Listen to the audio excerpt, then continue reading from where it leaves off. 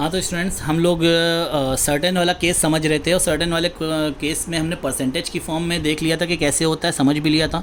अब इसको क्वेश्चंस देख लेते हैं। तो यहाँ पे देखिए क्वेश्चन है, ए और बी दो पार्टनर्स हैं जो कि प्रॉफिट को 3:2 के रेशियो में शेयर कर रहे हैं, ठीक है ना। ए और बी दो पार्टनर्स हैं जो प्रॉफिट को 3:2 के रेशियो में शेयर कर रहे हैं। सी एक नया पार्टनर एडमिट किया जाता है 1/6 शेयर, यानी उसको जो शेयर दिया जाता है वो कितना दे देते हैं 1/6। अब आप ध्यान से देखिए, यहाँ पर ना उसने फ्रॉम वर्ड लगाया है ना उसने ऑफ वर्ड लगाया है, उसने सिर्फ और सिर्फ 1/6 शेयर लिख दिया, यानी सी को हमें कितना हिस्सा देना है 1/6 शेयर ऑफ फ्यूचर प्रॉफिट लिखा है, उससे मतलब नहीं है, ठीक है। तो 1/6 शेयर हमको सी को देना है, ठीक। तो मैंने बताया था जितना आपको सी को देना है पहले वो हिस्सा सी को दे दो और जो बचा हुआ है फिर वो हम ए और बी में बांट देंगे। तो यहाँ पर सी को हमें कितना शेयर देना है 1/6। तो हम मान लेते हैं कि लेट टोटल प्रॉफिट जो हमको हुआ है, total profit is equal to 1।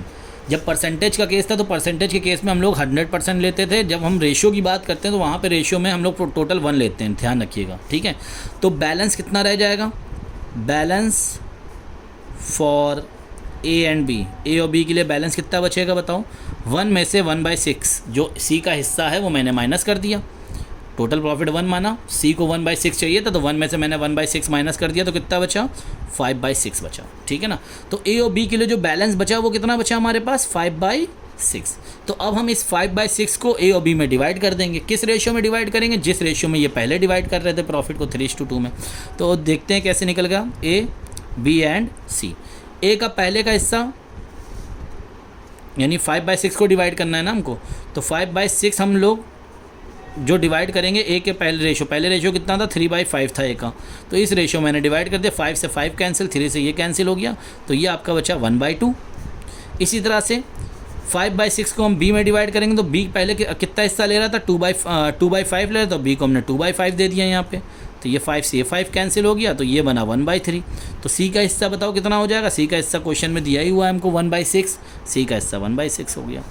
तो ये चीज़ें निकाल ली हम लोगों ने। जब शेयर्स निकाल लें तो उसके बाद हमें न्यू प्रॉफिट शेयरिंग रेशियो निकाल लेंगे, A/B/C, ठीक। ओल्ड रेशियो कितना था, ओल्ड रेशियो था 3:2 का, ठीक है। न्यू रेशियो कितना हो जाएगा बताओ ज़रा।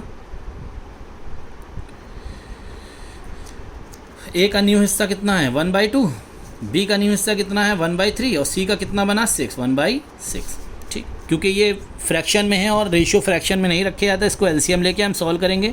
तो जब आप एलसीएम लेके सॉल्व करोगे तो 6 एलसीएम आएगा और 6 से मल्टीप्लाई कर दोगे तो ये बन जाएगा 3:2:1। क्लियर हो गई मेरी बात, ठीक है।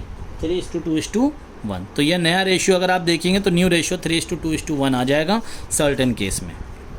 सैक्रिफाइस रेशियो अगर हमको निकालना हो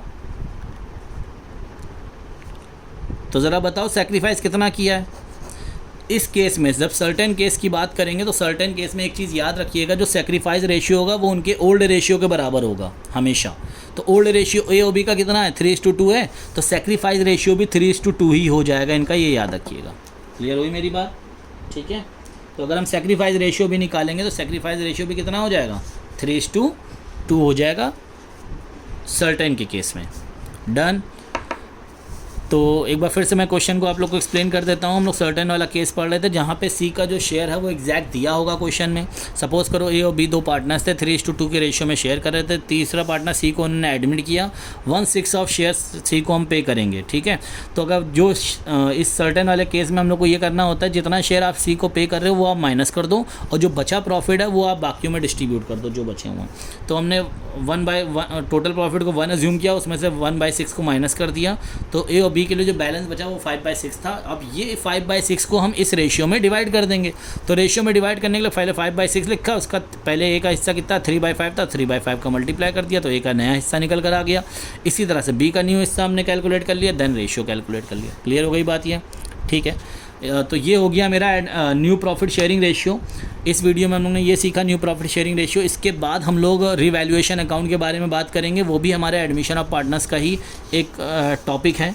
तो ये अच्छे से आप लोग समझ लीजिएगा। ये वीडियो मैं दोबारा अपलोड कर रहा हूँ admission new profit sharing ratio वाली। उम्मीद करता हूँ कि आप लोग को समझ में आएगा, और अगर नहीं समझ में आता है तो आप हमको व्हाट्सएप कर सकते हो या मैसेज कर सकते हो, ठीक है।